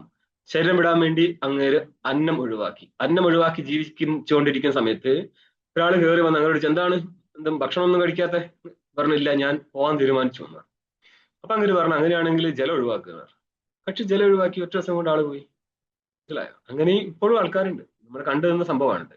ഇത് ശ്രുതേശ്ചേരി ബോധ്യം, ഇങ്ങനെയും ശ്രുതി പ്രമാണമായിട്ടുണ്ട് എന്നുള്ളത് കൊണ്ടാണ് ടീക്കാകാരൻ പ്രസിദ്ധേഹ എന്ന് എഴുതിച്ചത്. അതിന്റെ അർത്ഥം എന്താ? പ്രാണചേഷ്ടയ്ക്ക് കാരണമാണ് ജലം എന്നുള്ളത് കൊണ്ട് ജലശബ്ദത്താല് പ്രാണന്മാരുടെ ചേഷ്ടയെ എടുക്കാം എന്ന് പറഞ്ഞാല് ഇനിയും നമ്മൾക്ക് എക്സ്ട്രാ കൂട്ടിച്ചേർക്കണം ഇവിടെ രണ്ട് കാര്യം. അതായത് ഒരു ജീവൻ ചെയ്യുന്ന ശ്രൗതസ്മാർത്ഥ കർമ്മങ്ങളും അവൻ ചെയ്യുന്ന സകല കർമ്മങ്ങളും, ശ്രൗതസ്മാർത്ഥങ്ങൾ അല്ലാത്ത എല്ലാവിധ പ്രാണചേഷ്ടയും എന്ന് പറയുന്നത്, നമ്മൾ ഏത് ചേഷ്ട നടത്തണമെങ്കിലും പ്രാണം കൂടെ വേണ്ടേ?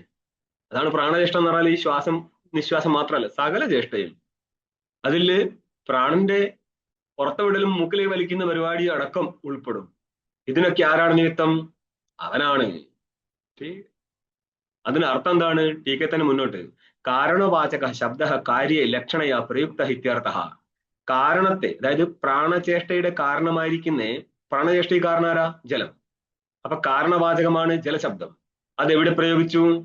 ആ ജലത്തിന്റെ കാര്യമായിരിക്കുന്ന പ്രാണചേഷ്ടയിൽ ഉപയോഗിച്ചു. ആയുർവൈ ഘൃതം എന്ന് പറയാറുണ്ട്. ആയുസ് കാര്യമാണ്, ഘൃതം കാരണമാണ്. അപ്പൊ ഘൃതശബ്ദത്താൽ ആരാ പറയപ്പെട്ടത്? ആയുസാണ്. ആയുർവൈ ഘൃതം. ശരിക്കും എന്താ? ആയുസ് കാരണമാണ് ഘൃതം. എന്നിട്ടും ആയുർ ഘൃതം എന്ന് പറഞ്ഞാൽ ആയുസാണ് ഘൃതം എന്നതിന് നേരിട്ട് അർത്ഥം. അപ്പൊ കാരണശബ്ദം കാര്യത്തിലും പ്രയോഗിക്കാൻ പറ്റാറുണ്ട്. ഇതാണ് ഇവിടെ പറഞ്ഞത്. ചിലപ്പോൾ ഇതിവിടെ എന്താ? കാരണശബ്ദം കാര്യത്തിലല്ലേ, കാര്യശബ്ദം കാരണത്തിലും കിട്ടാറുണ്ട്. കാരണവാചക ശബ്ദ കാര്യേ ലക്ഷണയാ പ്രയുക്ത, ലക്ഷണ വഴി എന്ന് പറഞ്ഞാല് ചില സ്ഥലത്ത് പദത്തിന് ശക്യാർത്ഥം എടുത്താൽ മതി. ഇപ്പൊ നമ്മളിപ്പോൾ പോകുന്ന വഴിയിൽ ഓട്ടോ കയറണം. നമ്മൾ ഓട്ടോ എന്ന് വിളിച്ചു കഴിഞ്ഞാൽ ആ വെഹിക്കിളിനല്ല നമ്മൾ വിളിച്ചത്, ഓട്ടോക്കാരനെ, ഓട്ടോ ഓടിക്കുന്ന ഡ്രൈവറെയാണ് വിളിച്ചത്. അപ്പോൾ അവിടെ ഓട്ടോ എന്നുള്ള ശബ്ദത്തിന്റെ ശക്യാർത്ഥമാണ് ആ വെഹിക്കിൾ, ലക്ഷ്യാർത്ഥമാണ് ഓട്ടോ ഡ്രൈവർ. ഇതേപോലെ ചില സ്ഥലത്ത് ഇപ്പോൾ ഗംഗായം ഘോഷ എന്നുള്ളതൊക്കെയാണ് വൈദിക നമ്മൾ ശാസ്ത്രത്തിലൂടെ ശ്രദ്ധിക്കുക. എന്ന് പറഞ്ഞാൽ ഗംഗയിൽ ഗ്രാമമുണ്ട്, അതിന്റെ അർത്ഥം ഗംഗാ തീരത്ത് ഗ്രാമമുണ്ട്. ഇതേപോലെ ഇവിടെയും ലക്ഷണയാൽ ഈ ആപശബ്ദം ആരെ ഗ്രഹിക്കും? പ്രാണചേഷ്ടയെയും ഗ്രഹിക്കും, സകല കർമ്മത്തെയും ഗ്രഹിക്കുന്ന അർത്ഥം. ഇനി ഭാഷ നോക്ക്.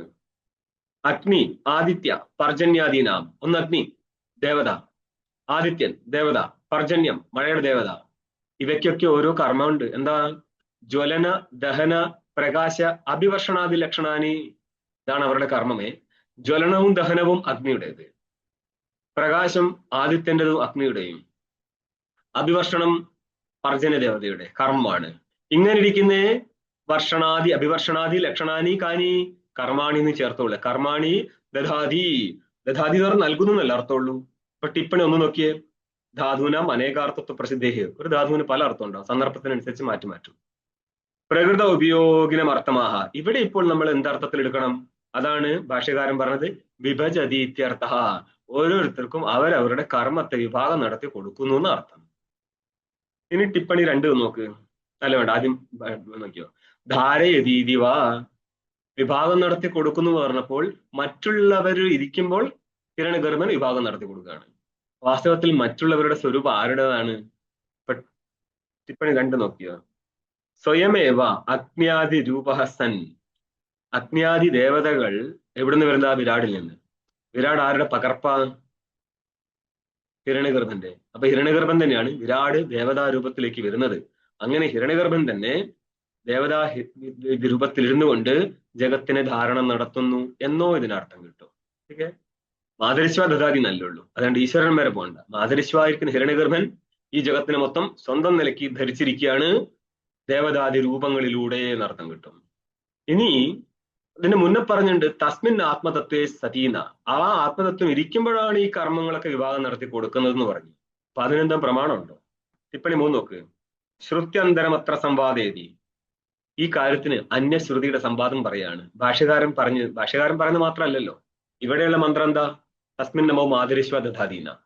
അപ്പോൾ ഒരു പ്രമാണം സിദ്ധിക്കാനായിട്ട്, നമ്മൾക്ക് അതിന്റെ ദൃഢത കൈവരിക്കാനായിട്ട് എന്തൊക്കെ വരാം? നമ്മളിത് മുന്നേ സംസാരിച്ചിട്ടുണ്ട്. അന്യപ്രത്യ സംവാദം എന്ന് പറയും, പ്രത്യാന്തര സംവാദം. അന്യജ്ഞാനം കൂടെ നിന്ന് ഒരേ കാര്യം പറയുമ്പോൾ പ്രത്യാന്തര സംവാദം ഉണ്ടാവും. അപ്പോ അവിടെ വിജാതീയ സംവാദം, സജാതീയ സംവാദം, വിസംവാദ അഭാവം ഇങ്ങനെയും പറയും. ഇതിന് തലതിരിഞ്ഞൊരു സാധനം പറയാൻ പാടില്ല, വിസംവാദം ഉണ്ടാവാൻ പാടില്ല. അപ്പൊ വിസംവാദത്തിന്റെ അഭാവം. സജാതി സംവാദം എന്ന് പറഞ്ഞാല് ഇവിടെയുള്ള ശ്രുതിക്ക് സമാനമായിട്ട് മറ്റൊരു ശ്രുതി. വിജാതി സംവാദം എന്ന് പറഞ്ഞാല് ശ്രുതി അല്ലാതെ അനുമാനാദി പ്രമാണവും ഇങ്ങനെയൊക്കെ വന്ന് കയറിയാല് ആദ്യം പറഞ്ഞ കാര്യം ദൃഢമാവും, അത് പ്രാമാണികമായി മാറും. അപ്പൊ ഇതിനൊരു പ്രമാണം നമ്മൾ തൈത്തരീയ മന്ത്രം കൊടുക്കുകയാണ്. ഭാഷ്യങ്ങളാണ് ഭീഷ അസ്മാത് വാദ പവതേ, ഇവന്റെ ഭയത്താലാണ് വായു പോലും ചലിക്കുന്നത്. ആരുടെ ഭയത്താൽ? വായു എന്ന് പറഞ്ഞ ഹിരണ്യഗർഭനായി. ഹിരണ്യഗർഭന്റെ ചലനം പോലും ആരുടെ ഭയത്താലാ? പരമാത്മാവിന്റെ ഭയത്താലാണ്. ടിപ്പണി ഒന്നും നോക്കിയ 3ന്റെ മുന്നോട്ടേക്ക്. ഭീഷ നിർഭയേന അസ്മാത് എന്ന് പറഞ്ഞ അസ്യ പഞ്ചമെന്ത ഷഷ്ടേന്താക്ക്, ഇവന്റെ ഭയം കൊണ്ടാണ് മറ്റെല്ലാ വ്യവഹാരവും നടന്നു പോകുന്നത്. ഇത്യാദി ശ്രുതിഭ്യ, ഇങ്ങനെ ഇരിക്കുന്ന ശ്രുതികളുണ്ട് സമാന അർത്ഥത്തെ പറയാനായിട്ട് എന്നർത്ഥം. ഇനി ടീക്ക നോക്ക്. ഈശ്വരസ്യാഭി ഹിരണ്യഗർഭസ്യ, ഹിരണ്യഗർഭനെ നമുക്ക് ഈശ്വരൻ എന്ന് പറയാം. കാരണം ഹിരണ്യഗർഭന് താഴെയുള്ള എല്ലാ കാര്യങ്ങളും നിയന്ത്രിക്കുന്ന ഹിരണ്യഗർഭനായതുകൊണ്ട് ഈശ്വരനാണ് ആര്? ഹിരണ്യഗർഭനും. നിയന്താവായതുകൊണ്ട് ഈശ്വരൻ എന്ന് പറയാം. അങ്ങനെ ഇരിക്കുന്ന ഈശ്വരനായിരിക്കുന്ന ഹിരണ്യഗർഭന്റെയും നിയത പ്രവൃത്തി അന്യഥാനുപത്യ അധിഷ്ഠാത പരമേശ്വര അസംഭാവ്യതേ. ഇത് അന്യഥാനുപത്തി എന്ന് പറഞ്ഞാല് അർത്ഥാപത്തി പ്രമാണമാണ്. അതായത് ഒരാൾ തടിച്ചിട്ടാണ്, പക്ഷെ അങ്ങേര് പകല് ഭക്ഷണം കഴിക്കത്തില്ല. അപ്പം പകല് ഭക്ഷണം കഴിക്കാതെ അങ്ങേര് തടിച്ചിട്ടുണ്ടെങ്കിൽ തീർച്ചയായിട്ടും അവൻ രാത്രിയിൽ ഭക്ഷണം കഴിക്കുന്നുണ്ട്. ദിവ ഭുഞ്ചാനസ്യ, രാത്രി ഭക്ഷണം ബിനാ പീനത്വ അനുപത്യ. പകല് ഭക്ഷണം കഴിക്കാത്തവന് രാത്രി ഭക്ഷണം കഴിക്കാതെ തടി വരത്തില്ല എന്നുള്ളത് കൊണ്ട് നമ്മൾ എന്ത് കൽപ്പിക്കും? രാത്രി ഭോജനം കൽപ്പിക്കും. അതേപോലെ ഇവിടെയും എങ്ങനെ കൽപ്പിക്കണം? അധിഷ്ഠാതരൂപ പരമേശ്വര അഭാവേ, അധിഷ്ഠാതാവായിരിക്കുന്ന പരമേശ്വരൻ ഇല്ല എങ്കിൽ ഹിരണ്യഗർഭാദീനാം നിയത പ്രവൃത്തി അനുപത്യ. അന്യഥ എന്ന് പറഞ്ഞാല് അന്യഥാനുപത്തി അർത്ഥാപത്തി എന്ന അതിനൊരു ശൈലിയുണ്ട്. അന്യഥ അങ്ങനെ ഇല്ലായിരുന്നുവെങ്കിൽ, എങ്ങനെ ഇല്ലായിരുന്നെങ്കിൽ? അധിഷ്ഠാതാവായിരിക്കുന്ന പരമാത്മാവില്ലായിരുന്നുവെങ്കിൽ എന്നാണ് അന്യഥയ്ക്ക് അർത്ഥം. അന്യഥ അനുപത്തി. ഏതിന്റെ അനുപത്തി? അനുപത്തി അയുക്തത എന്നർത്ഥം. ഏതിന്റെ അയുക്തത? നിയതമായിരിക്കുന്ന പ്രവൃത്തിയുടെ അയുക്തത. നിയതമായിരിക്കുന്ന പ്രവൃത്തി എന്ന് പറഞ്ഞാല് ഓരോരോ ഋതുവിനനുസരിച്ചും ഋതുവിന്റെ കർത്ത പ്രവർത്തിച്ചെങ്കിൽ മാത്രമേ ഋതു സമ്പന്നാവത്തുള്ളൂ, കാലത്തിന്റെ. അപ്പൊ കാലങ്ങളൊക്കെ സമാനമായിട്ട് സംഭവിക്കണമെങ്കിൽ ഇതിനെയെല്ലാം ഭയപ്പെടുത്തിക്കൊണ്ട് ഒരു പരമാത്മാവ് ഉണ്ടായിരിക്കണം. ഇല്ലെങ്കിൽ ഹിരണ്യഗർഭാദികളുടെ പോലും പ്രവൃത്തി ശരിക്കും നടക്കത്തില്ല. അതുകൊണ്ട് നമ്മൾ എന്ത് ചെയ്യും? പരമേശ്വര സംഭാവ്യതേ, അന്യഥ അനുപത്തി അർത്ഥാപത്യ പ്രമാണത്തിലൂടെ പരമാത്മാവിന്റെ സംഭാവന നിലനിർത്തുന്നുണ്ട്. ഏതെങ്കിലും ഒരു പ്രമാണം വഴി നമ്മൾക്ക് കൽപ്പിച്ചെടുക്കാം ഒരു ഈശ്വരനുണ്ട് എന്നുള്ളത്. ഇതി ഉക്തം എന്നുള്ള കാര്യം പറഞ്ഞു. ഇനി എന്താ പറയുന്നത്? ഇതാനി, ഇതുവരെയുള്ള ഭാഗത്തിലൂടെ പറയപ്പെട്ടു എന്നാണ് ഉദ്ദേശിച്ചിട്ട്. ഇത്യുക്തം ഇതാനി, ഇനി ഇപ്പോൾ എന്താ ചെയ്യുന്നത്? മാധുര്യഗ്രഹണം ഉപലക്ഷണാർത്ഥമാതായ താത്പര്യമാഹ. മാധുര്യ എന്നുള്ളത് കേവലം ഉപലക്ഷണമാണ്. ഇവിടെ ഉപലക്ഷണത്തിനർത്ഥം തത് ഗ്രാഹകത്വ സതി തദിതര ഗ്രാഹകത്വ ഉപലക്ഷണത്വം. മാധുര്യ ശബ്ദം കൊണ്ട് മാധുര്യവിനെ എടുത്തോളണം, അവിടെ പറയാത്ത ചിലപ്പോൾ മറ്റു കാര്യങ്ങൾ എടുത്തോളണം. അതിനെയാണ് ഉപലക്ഷണം എന്ന് പറയാം. ഈ ഉപലക്ഷണം അല്ല കേട്ടോ, ഉപലക്ഷണം. ഉപലക്ഷണാർത്ഥത്തിൽ താത്പര്യം അവതരിപ്പിക്കുകയാണ് ഭാഷ്യം കാണുക. സർവാഹി കാര്യ കാരണാദി വിക്രിയ നിത്യ ചൈതന്യ ആത്മസ്വരൂപേ സർവാസ്പദ ഭൂതേ സത്യവ ഭൗതി ഇത്യർത്ഥ. ഒരു ഹിരണ്യഗർഭന്റെ പ്രവൃത്തി മാത്രമല്ല ഉദ്ദേശിച്ചത്, അത് വെറും ഉപലക്ഷണമാണ് എന്ന് പറഞ്ഞാൽ എന്തെടുക്കണം? ഇവിടെ കാണുന്ന സകല പ്രവൃത്തി എടുത്തോളണം. ഏതിനാല്? ഹിരണ്യഗർഭന്റെ പ്രവൃത്തി കൊണ്ട്. ഹിരണ്യഗർഭനെ നിയന്ത്രിക്കുന്നു പറഞ്ഞാൽ ഹിരണ്യഗർഭനെ മാത്രമല്ല, സകലത്തിനെ നിയന്ത്രിക്കാവൻ. സർവാ എന്ത് സകലങ്ങളും കാര്യ കാരണാദി വിക്രിയ, കാര്യത്തിന്റെയും കാരണത്തിന്റെ ഏതൊരു വിക്രിയ ഉണ്ടോ അതെപ്പോഴേ വരത്തുള്ളൂ? നിത്യ ചൈതന്യ ആത്മസ്വരൂപേ സർവാസ്പദ ഭൂതേ. സകല വസ്തുക്കളുടെയും ആസ്പദം എന്ന് പറഞ്ഞാൽ ആസ്പദ പ്രതിഷ്ഠായ എന്ന് പറയും. സകലത്തിന്റെ ആശ്രയമായിരിക്കുന്നേ ആത്മസ്വരൂപം ഇരിക്കുമ്പോൾ സത്യവബോധി അവനിരിക്കുമ്പോൾ മാത്രമേ വരത്തുള്ളൂ. നിയന്താവില്ല എങ്കിൽ ഇവിടത്തെ ലോകത്തിന്റെ പ്രവൃത്തി സമ്പന്നമാവത്തില്ല എന്നുള്ളത് കൊണ്ട് ഈ പ്രവൃത്തി കാരണമായിട്ട് ഒരു നിത്യ ചൈതന്യം വേണം. അപ്പം ഇങ്ങനെ അന്വേഷിക്കരുത്. ഏത് ഗോളങ്ങളൊക്കെ ചലിക്കുന്നത് അവന്റെ നിയന്ത്രണത്താലാണെന്നൊക്കെ നമ്മൾ പറയാറുണ്ട്. പറഞ്ഞ പ്രശ്നം എന്താന്നോ? അപ്പൊ ഗോളങ്ങൾ ഇടികൊണ്ടാലോ? അപ്പൊ അവിടെയും പറയണം അതും സംഭവിക്കേണ്ടതായിരുന്നു എന്ന് മാത്രം. അല്ലാതെ അവൻ നിയന്ത്രിക്കുന്നത് കൊണ്ട് ഇവിടെ ഒന്നും തെറ്റായൊന്നും സംഭവിക്കത്തില്ല എന്നല്ല.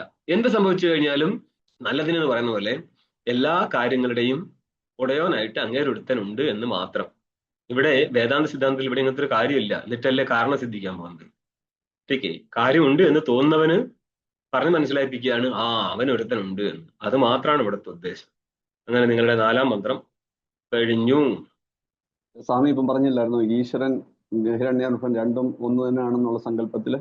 അതായത് ഈശ്വരനില് നമ്മളെ സൂക്ഷ്മ ശരീരം അഭിമാനിയായി കഴിയുമ്പോൾ ഹിരണ്യഗർഭൻ, അങ്ങനെയല്ലേ? ഇല്ല, ഈശ്വരന് സൂക്ഷ്മ ശരീര അഭിമാനിയോ? സൂക്ഷ്മ ശരീര ഹിരണ്യഗർഭൻ.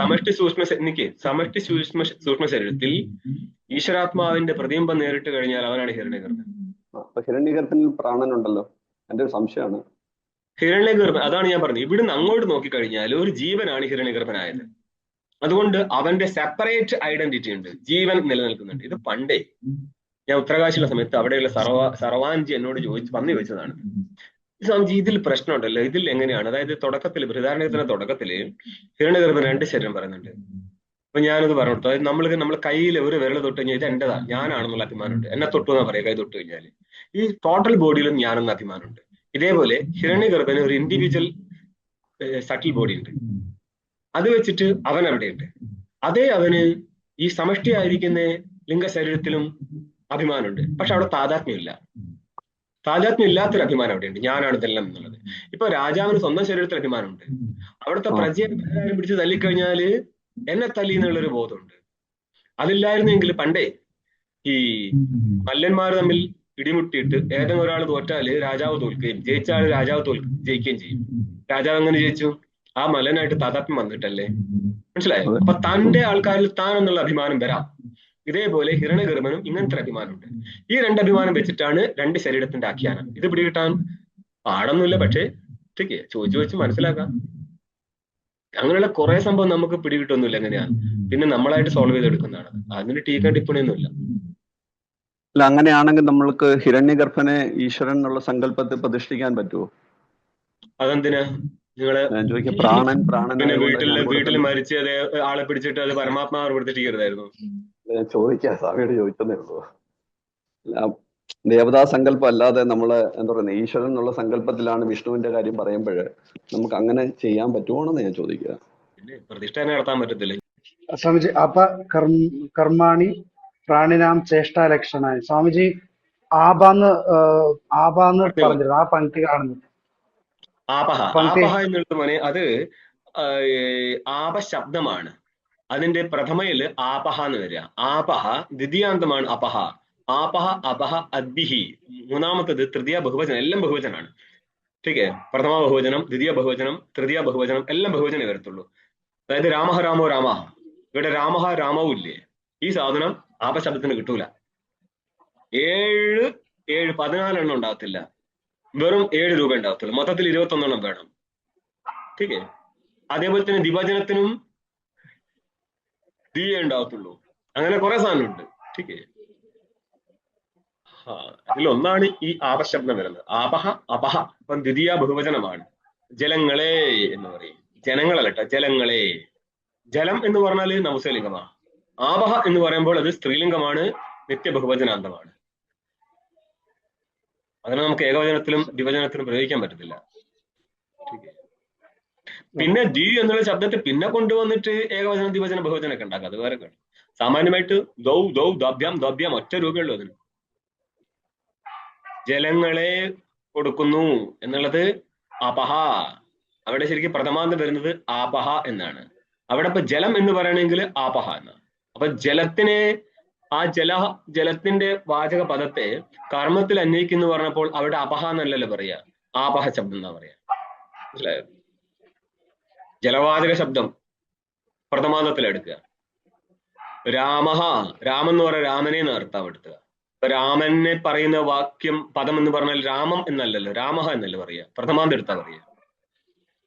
ഓക്കെ സ്വാമി, ഇപ്പം ജലത്തെ എടുക്കാനുള്ള കാരണം അത് പ്രാണനുമായിട്ട് ബന്ധപ്പെട്ടിട്ടാണെന്നുള്ളത് കൊണ്ടാണോ എടുത്തത്? 2 ഇതുണ്ട്. ഒന്ന് പ്രാണചേഷ്ട എടുക്കണം, രണ്ടാമത്തത് വൈദിക കർമ്മത്തെ എടുക്കണം. മൊത്തത്തിൽ ഉദ്ദേശിച്ചത് സകല കർമ്മമുണ്ട്. കർമ്മത്തെ 2 വിഭാഗമാക്കി കഴിഞ്ഞാൽ വൈദിക ലൗകിക കർമ്മങ്ങൾ, അതാണ് അതിന്റെ ഫണ്ടമെന്റൽ തിയറി. അതൊന്നും ഇവിടെ പറയത്തില്ല അവര്, അതൊക്കെ നിങ്ങൾ ഉണ്ടായിക്കൊള്ളണം. ठीक പറഞ്ഞ അതായത് 4-ൽ 1 നമ്മൾ പഠിക്കുന്നേരം കിട്ടത്തുള്ളൂ, ബാക്കി കാലം കൊണ്ടെന്ന് പറയത്തില്ലേ. അതേപോലെ കുറെ കാര്യങ്ങൾ നമ്മൾ സ്വന്തമായിരിക്കും ഇതിന് ആഖ്യാനം കൊണ്ടുവരിക. പിന്നെ ചോദിക്കുന്നതനുസരിച്ച് നമ്മൾ അതിനെ ഡീറ്റെയിൽ ചെയ്ത് പറഞ്ഞു. നമ്മൾ പക്ഷേ വായുവിലും ഈ പ്രാണൻ തന്നെ ഉണ്ടല്ലോ, അപ്പം അങ്ങനെ വേണേൽ വ്യാഖ്യാനിക്കാൻ. പ്രാണൻ എന്ന് പറഞ്ഞാൽ മനസ്സിലായില്ല നിങ്ങൾ എന്താ ഉദ്ദേശിച്ചത്? അല്ല, നമ്മളിപ്പം വായു എന്ന് പറഞ്ഞാൽ പ്രാണനോട് ചേർന്നാണല്ലോ വായു എന്ന് പറഞ്ഞത്. അതെങ്ങനെയാ വായു പ്രാണനും കൂടി ചേർന്നിരിക്കുന്നത്? വായു ഇല്ലെങ്കിലും നമുക്ക് മരണം ഉണ്ടാകുമല്ലോ ശരിക്കും പറഞ്ഞു. എന്ന് കരുതിയിട്ട് നിങ്ങൾ ഭക്ഷണം കഴിക്കുന്നില്ലേ, നിങ്ങൾ മരണം നടത്തത്തില്ലേ? എന്ന് കരുതിയിട്ട് അപ്പം ഭക്ഷണമാണോ നിങ്ങൾ? ജലത്തെ നമ്മൾ എന്തുകൊണ്ട് എടുത്തില്ല എന്ന്, അല്ല ജലത്തിന് പകരം വായു എടുക്കാതിരിക്കാൻ എന്തെങ്കിലും കാരണമുണ്ടോന്ന് ഞാൻ ചോദിച്ചു. ഇവിടെ നിങ്ങൾക്ക് സംഭവം മനസ്സിലായിട്ടില്ല. ഇവിടെ മാതരിശ്വ എന്നുള്ളത് കൊണ്ട് പ്രാണനായിരിക്കുന്ന സമഷ്ടി പ്രാണ ഹിരണ്യഗർഭൻ എടുക്കുക. അവൻ കർമ്മങ്ങളിൽ വിഭാഗം നടത്തുന്ന സമയത്താണ് നമ്മൾ ആപശബ്ദം കൊണ്ടുവന്നത്. അപ്പൊ ആപശബ്ദത്തിന് അർത്ഥമാണ് കർമ്മങ്ങൾ എന്നുള്ളത്. കർമ്മം എന്ന് ഉദ്ദേശിച്ചത് നമ്മൾ ചെയ്യുന്ന ഓരോ ചേഷ്ടയും, എല്ലാ ചേഷ്ടയും അത് വൈദിക ലൗകിക രൂപത്തിൽ രണ്ടുവിധ ചേഷ്ടയുണ്ട്. എല്ലാ ചേഷ്ടകളും അവൻ തരുന്നതിനനുസരിച്ച് നടക്കത്തുള്ളൂ. ഇത്രേ ഇവിടെ പറഞ്ഞിട്ടുള്ളൂ. ഇവിടെ വായു ശബ്ദത്തിന്റെ അർത്ഥം വേറെയാണ്, പ്രാണശബ്ദത്തിന്റെ അർത്ഥം വേറെയാണ്. ഓക്കെ, നിങ്ങൾ മനസ്സിലാക്കുന്നേരം വളരെ സ്പഷ്ടമായിട്ട് മനസ്സിലാക്കണം ആരെങ്ങോട്ടാ കൊണ്ടുപോകുന്നു എന്നുള്ളത്. ഓം പൂർണ്ണമദഃ പൂർണ്ണമിദം പൂർണ്ണാത് പൂർണ്ണമുദച്യത്തെ പൂർണ്ണസ്യ പൂർണ്ണമാദായ പൂർണ്ണമേവാവശിഷ്യത്തെ. ഓം ശാന്തി ശാന്തി ശാന്തി. ശങ്കരം ശങ്കരാചാര്യം കേശവം വാദരായണം സൂത്രഭാഷ്യകൃതൗ വന്ദേ ഭഗവന്തൗ പുനഃ പുനഃ. ഈശ്വരോ ഗുരുരാത്മേതി മൂർത്തിഭേദവിഭാഗിനെ വ്യോമവത്വ്യാപ്തദേഹായ ദക്ഷിണാമൂർത്തയേ നമഃ. ഓം ശാന്തി ശാന്തി ശാന്തി.